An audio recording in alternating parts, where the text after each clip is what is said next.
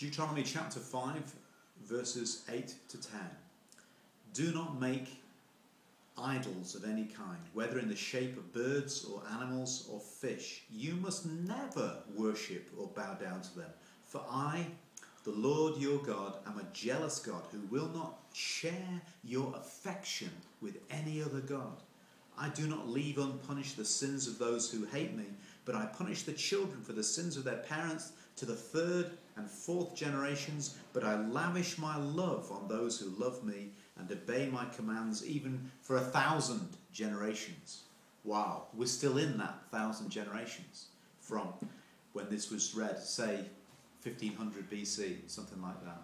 Isn't that incredible? We're still in the 1,000 generations.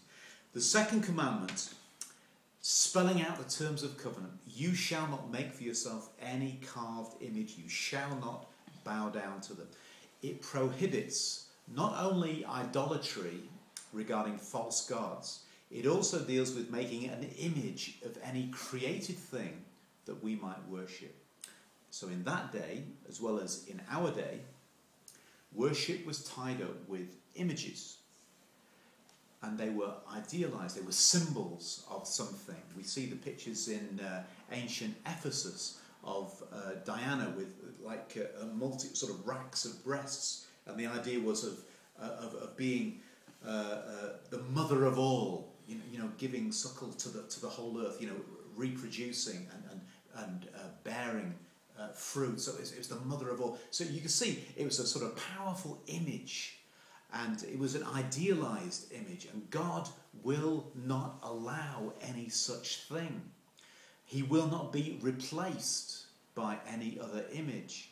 And if you read John 4, verse 24, that explains the rationale behind this second commandment. Jesus says, God is spirit, and those that worship him must worship him in spirit and in truth. So the use of images and other material things as a focus, something that would help us to worship, denies who God is. God is not this. One of the most popular pictures of a god in the Old Testament was the picture of a bull, and it was supposed to represent masculinity and lordliness and power and strength. And he's saying, no. I will not be substituted by a thing, because I am.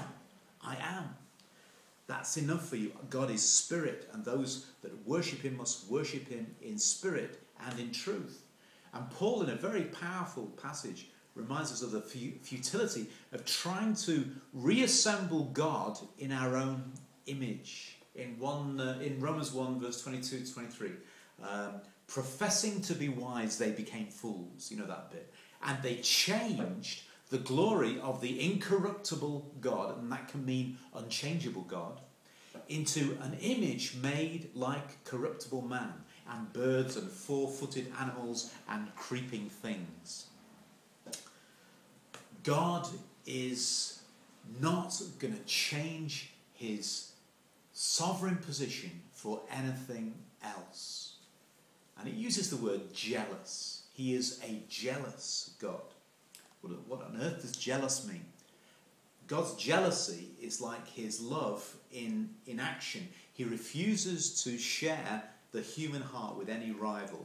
Not because he's selfish or because he wants us all for himself, but because he knows that upon that loyalty to him depends our very moral life. God is not jealous of us.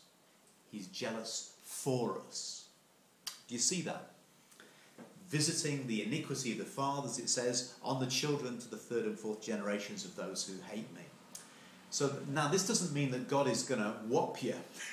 God is going to strike you for the sins that your granddad did.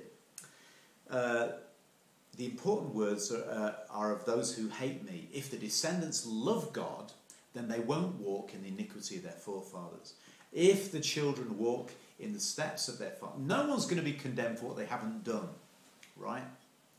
But we know far more than Moses did when this was written about the patterns of DNA and genetic processes. We know more than they did, and yet 1,000 generations we're still in it.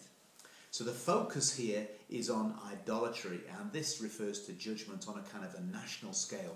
The nation that chooses God will be honoured by God. The nation that turns away from God will be dishonoured by God. They will be left into the spiral of their own devices. And if you want a really bleak picture of what that looks like, you have to turn back to Romans chapter 1. How God allows us free will to go the way that we choose. But we're not there. We're at the point of great promise in Deuteronomy 5, where God is offering the covenant to the people. He's saying, if you will walk in obedience, then you will share in this blessing. It's a good word. Okay, please receive the word of God, and may God bless you today.